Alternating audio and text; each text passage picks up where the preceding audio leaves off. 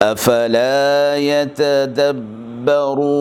القرآن ام على قلوب اقفالها، تو کیا یہ لوگ قرآن میں غور نہیں کرتے یا دلوں پر قفل لگ رہے ہیں؟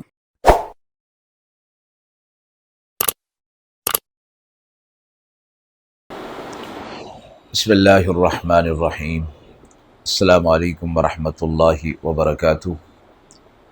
ناظرین کرام، درس قرآن مجید کے آج کے اس پروگرام میں ہم سورۃ النساء کی آیت نمبر 114 اور 115 کا ترجمہ اور تفسیر آپ حضرات کی خدمت میں پیش کر رہے ہیں۔ اعوذ باللہ من الشیطان الرجیم، بسم اللہ الرحمن الرحیم۔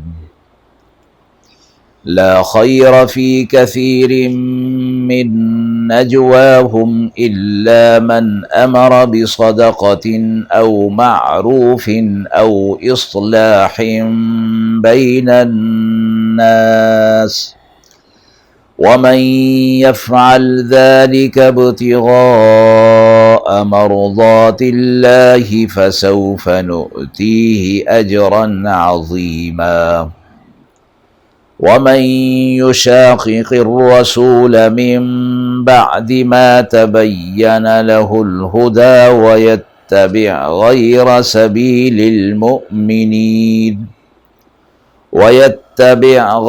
سبيل المؤمنين نوله ما تولى ونصله جهنم وساءت مصيرا۔ آیات مبارکہ کا ترجمہ ملاحظہ فرمائیں۔ کوئی خیر نہیں ان کے اکثر مشورے میں، مگر جو کوئی کہے صدقہ کرنے کو یا نیک کام کرنے کو یا لوگوں میں صلح کرانے کو، اور جو کوئی یہ کام کرے اللہ کی خوشی کے لیے تو ہم اس کو دیں گے بڑا اجر،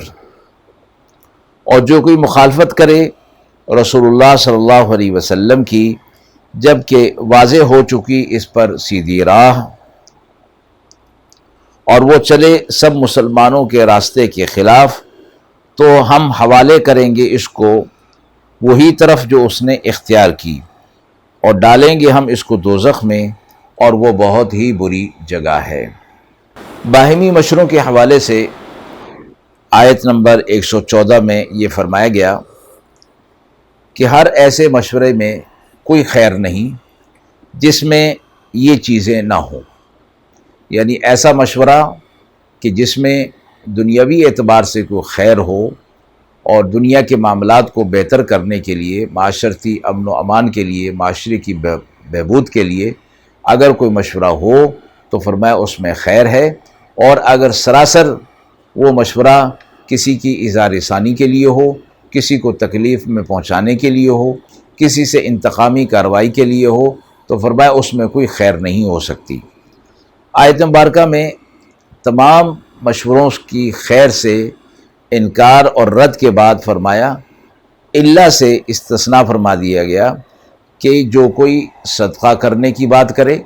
یعنی وہ مشورے میں کوئی صدقہ کرنے کی بات کی جائے، یا کوئی نیک کام امر بالمعروف اور نہی عن المنکر کا کام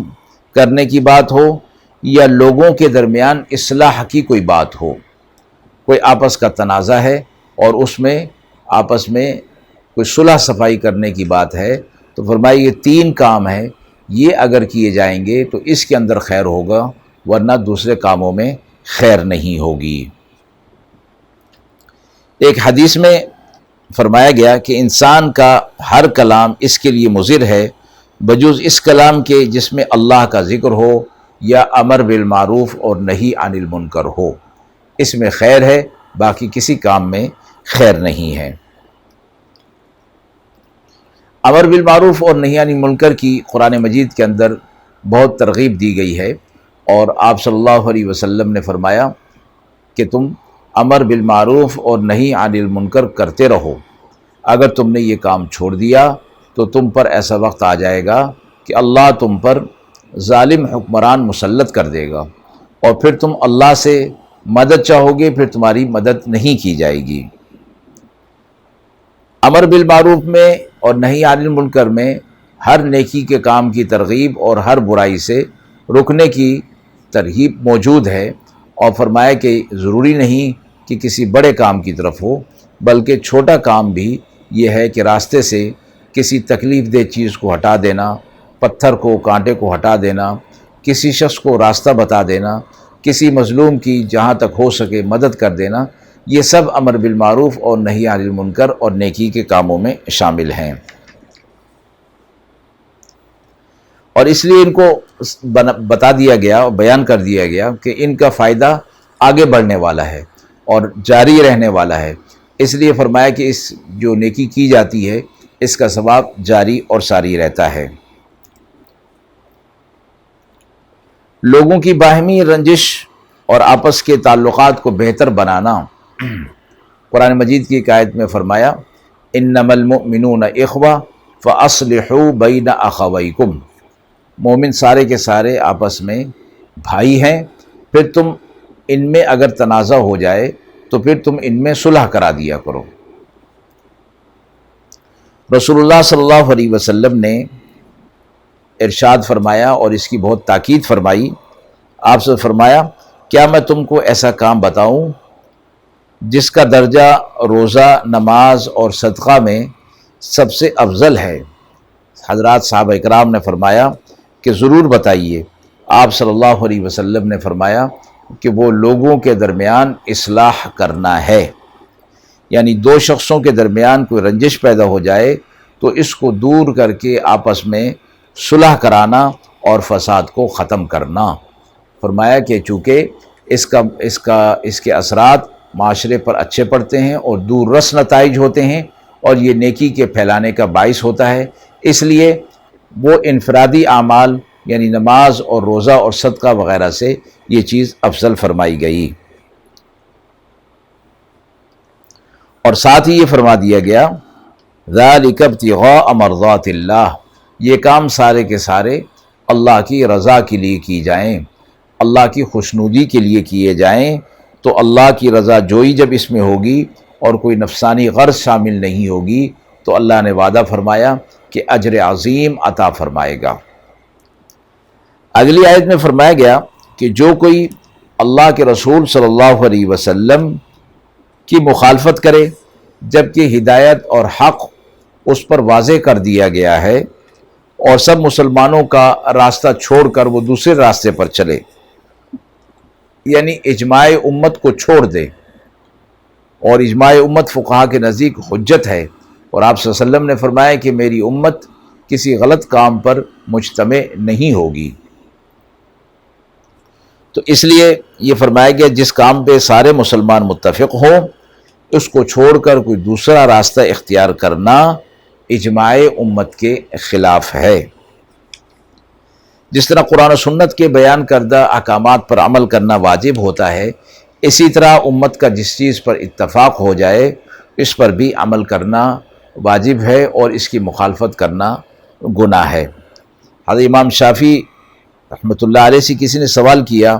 کیا اجماع امت کی حجت ہونے کی دلیل قرآن مجید میں موجود ہے؟ انہوں نے اس پر غور و فکر کیا اور یہی مذکورہ آیت ذہن میں آئی اور اس کو علماء کے سامنے بیان کیا، تو سب نے اقرار کیا کہ اجماع امت کی حجت پر یہ دلیل کافی ہے، یعنی یہ آیت کافی ہے۔ اور آیت کے اگلے حصے میں فرمایا نولیہ ما تولی، یعنی جب اس نے مسلمانوں کے راستے کو چھوڑ کر حق واضح ہو جانے کے بعد مسلمانوں کے راستے کو، اجماع امت کو چھوڑ دیا اور اپنے راستے پر چل پڑا، تو نولیہ ما تولی، جس پر وہ چلا ہم اس کو اسی راستے پر چلا دیں گے۔ اور جبر اور اکراہ تو کسی کے لیے ہے نہیں دین میں، تو جب اپنے شعور اور ادراک سے، اپنی مرضی سے اس نے اس راستے کو چھوڑ کر دوسرا راستہ اختیار کیا تو اللہ پھر اس کو اسی راستے پر چلا دیتا ہے۔